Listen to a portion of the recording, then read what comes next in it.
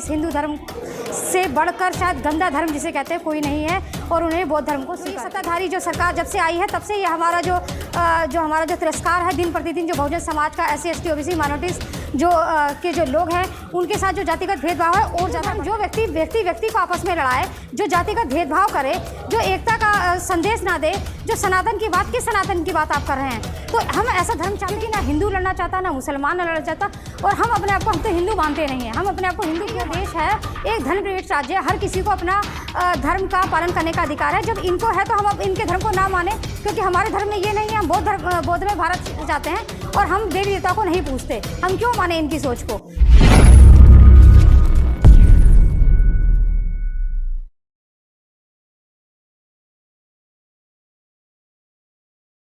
बाबा साहब ने वो जो लंबी लड़ाई लड़ी जिसमें क्या नाम है जातिगत भेदभाव का भी शिकार हुए, और उन्हें सही कहा था कि मैं हिंदू धर्म में पैदा तो हुआ हूँ, लेकिन ये तो मेरे बस की बात नहीं, लेकिन मैं हिंदू धर्म में मरूंगा नहीं, ये मेरे बस की बात है। तो इन्हीं तमाम जो चीज़ों को लेकर बाबा साहब ने देखा कि जो ये हिंदू धर्म है कि वाकई में हम लोगों को आपस में जातिगत भेदभाव का शिकार बनाता है, और तमाम चीज़ें देखने के बाद उन्होंने क्या नाम है सोचा कि इस हिंदू धर्म से बढ़कर शायद गंदा धर्म जिसे कहते हैं कोई नहीं है, और उन्हें बौद्ध धर्म को स्वीकार किया। दलितों के लिए ठीक नहीं है हिंदू धर्म? भाई आप ये बताओ कि वो धर्म जो हमें क्या नाम है जानवर से भी बढ़कर मतलब हमारे साथ व्यवहार करता है, तो वो धर्म हमारे लिए अच्छा क्या होगा। एक जानवर को एक अच्छा समझा जाता है, लेकिन जो दलित समाज है उसको किस तरह से मतलब उसको भेदभाव किया जाता है। और वही वो जो उस टाइम की जो क्या चाहे आज़ादी के बाद हो चाहे आज़ादी से पहले हो, जिस तरह से जो हमारा जो समाज था बहुजन समाज था उसके साथ इतना गंदा व्यवहार किया जाता था। और आज भी वही जो ये सत्ताधारी जो सरकार जब से आई है तब से ये हमारा जो तिरस्कार है दिन प्रतिदिन जो बहुजन समाज का SC ST OBC माइनॉरिटीज़ जो लोग हैं उनके साथ जो जातिगत भेदभाव है और ज़्यादा बढ़ता ही जा रहा है। आप लोग हिंदू धर्म धीरे धीरे छोड़ रहे हैं, इससे तो हिंदू धर्म कमज़ोर हो जाएगा। तो एक बात बताए कि हिंदू धर्म इसके अंदर प्रॉब्लम क्या है। हिंदू धर्म जो व्यक्ति को आपस में लड़ाए, जो जातिगत भेदभाव करे, जो एकता का संदेश ना दे, जो सनातन की बात आप कर रहे हैं। तो हम ऐसा धर्म चाहते ही नहीं है। हम एक ऐसा बौद्धमय भारत चाहते हैं जो क्या नाम है स्वर्ग और नरक की बात नहीं करता, आपको डर नहीं दिखाता। वो ऐसा भारत चाहता है जो समता मूलक समाज हो, जो एकता बंधुत्व का समाज हो। ऐसे समाज की हम कल्पना करते हैं। हम क्यों हिंदू समाज को माने? क्या 3% लोग जो है क्या पूरे देश को बदलने की मतलब वो करते हैं? तो हम इस हिंदू समाज को नहीं मानते। तो क्या लगता है जो हिंदू धर्म है उसमें आपको समानता नजर नहीं आती है, तो लेकिन आप तो वो बदलाव कर रहे हैं ना, देखिए सुधार कर रहे हैं ना चीज़ों में। कहाँ से सुधार नजर आ रहा है? मुझे तो कहीं पे सुधार नहीं नजर आ रहा है। अगर सुधार नहीं आपको नजर आता तो हमारे ही अभी हाल ही में आप देख रहे हो कि दिल्ली यूनिवर्सिटी में देखो कि हमारे ही साथी दिल्ली यूनिवर्सिटी के अंदर क्या नाम है एक संस्थागत उसका जातिगत भेदभाव का शिकार हुई कि उसे अपने मतलब क्या नाम है योग्य होने के बाद उसे अपने पद से तो हटाया ही गया।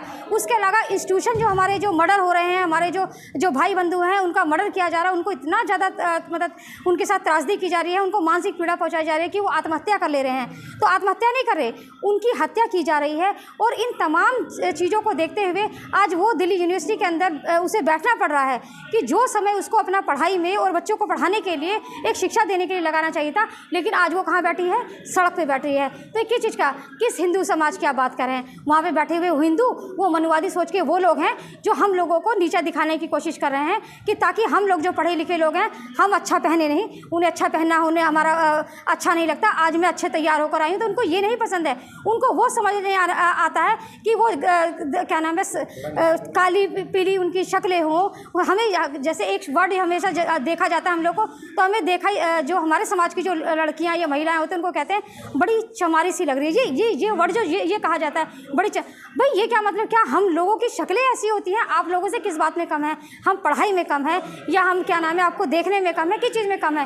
तो आपकी भावना इस तरह से क्यों है? तो आप इसका मतलब हमें एक बराबर नहीं समझते। दलित का सुंदर होना, अच्छे कपड़े पहनना उनको पसंद नहीं है।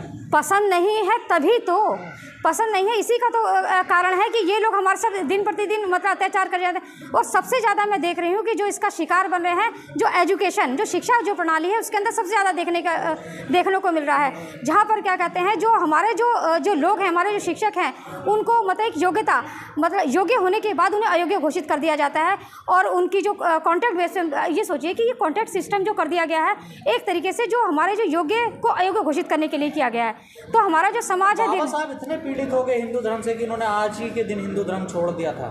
आपको लगता नहीं है उस व्यक्ति ने जो जन्म से बचपन से ही वो त्रासदी को फेस करा, वो चाहते तो और भी धर्म वो कर सकते थे, लेकिन उन धर्मों को उन्होंने नहीं अपनाया।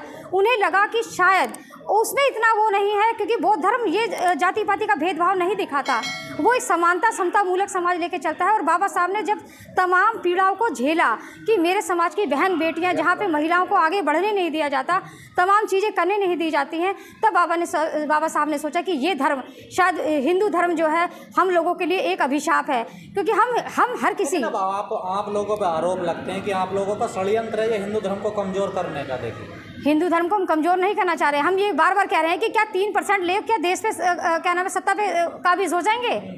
जो 85% है काशीराम साहब ने कि जिसकी जितनी संख्या भारी उसकी उतनी हिस्सेदारी, यहाँ पे इतनी संख्या हम 85% होने के बावजूद भी हम वोट देते हैं, लेकिन इतना वोट देने के बाद भी आप हमारे वोटों के बल पर हम बहुजन समाज का वोट लेकर आप उस सत्ता पे बैठते हैं, लेकिन आप बात किसी करते हैं, आप बात करते हैं उस हिंदू समाज की 3% की बात की। वो 3% ने क्या कहते हैं पूरी हमारी जो सत्ता को पूरा हिला कर रखा हुआ है, और हमारा ही जिसे कहते हैं दिन प्रतिदिन आए दिन हमारा शोषण हो रहा है। सत्ता में आना चाहते हैं क्या बहुजन? नहीं, हमारा बिल्कुल बहुजन क्यों नहीं, बाबा साहब ने वोट का अधिकार दिया, हर किसी को वोट देने का अधिकार है। और अगर बहुजन समाज के लोग भी अगर योग्य हैं राजनीति में, आप ये देखा बाबा साहब ने संविधान बनाया है, किसके लिए बनाया है? संविधान सिर्फ पर्टिकुलर बहुजन समाज के लोगों के लिए नहीं बनाया, संविधान पूरे देश के हर व्यक्ति नागरिक के लिए बनाया है। और उसमें जो बहुजन समाज का भी पूरा एक रोल है कि अगर उसको भी क्या नाम है अगर शासन में अगर आना चाहे तो वो भी उसकी हिस्सेदारी है। अभी आपने देखा कि ये 33% का भी जो महिलाओं के लिए उन्होंने बनाया कि महिलाएं जो आरक्षण बनाया, लेकिन आप ये बताएं कि क्या हमारी महिलाओं को आगे बढ़ने दिया जाता है? हमारी महिला को भी आगे नहीं बढ़ने, अगर हमारी महिलाएं आ भी जाती हैं तो वो भी महिलाएं शायद वो गद्दारी करती हैं, उन्हें अपने जो लोग हैं उनका साथ ना देकर क्या कहते हैं वो उन्हीं मनुवादी सोच के लोगों से मिलकर हमारा ही शोषण करती हैं। क्या लगता है आपको 2024 में चुनाव भी हैं, किस तरफ बहुजन समाज को जाना चाहिए आपके नज़र? मैं चाहती हूँ कि अगर सरकार आए वो एक ऐसी सरकार होनी चाहिए जो निष्पक्ष भाव से वो करे, जो जनता के बारे में सोचे, जो जनता की सोच के, और ये जो जाति पाति का जो हिंदू मुसलमान का जो मतलब जो इन्होंने चला रखा है, जो प्रोपेगेंडा चला रखा है, क्योंकि ना हिंदू लड़ना चाहता ना मुसलमान लड़ना चाहता। और हम अपने आप को हम तो हिंदू मानते नहीं हैं, हम अपने आप को हिंदू क्यों माने? अगर हिंदू अगर हमें माना जाता तो हमारी बहन बेटियों के साथ ये क्या नाम है शादी विवाह, कोई ब्राह्मण क्या हमारी क्या नाम है हमारे साथ शादी कर रहा है कोई ब्राह्मण? और हमारी बहनों को अभी आपने देखा होगा कि मणिपुर में 2 हमारी जो बहनें थी उनको नंगा मतलब पूरा घुमाया गया।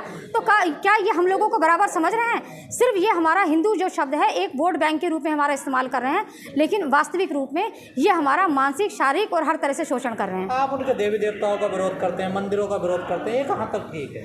हम उनका विरोध नहीं करते, हम ऐसी मानसिकता वाले लोगों को, क्योंकि एक बात बताइए ये जो देश है एक धर्म निरपेक्ष राज्य है, हर किसी को अपना धर्म का पालन करने का अधिकार है। जब इनको है तो हम अब इनके धर्म को ना माने, क्योंकि हमारे धर्म में ये नहीं है, हम बौद्ध में भारत जाते हैं और हम देवी देवता को नहीं पूछते, हम क्यों माने इनकी सोच को? जब ये हमारी बातों को नहीं मानते तो हम इनकी सोचों को क्यों माने?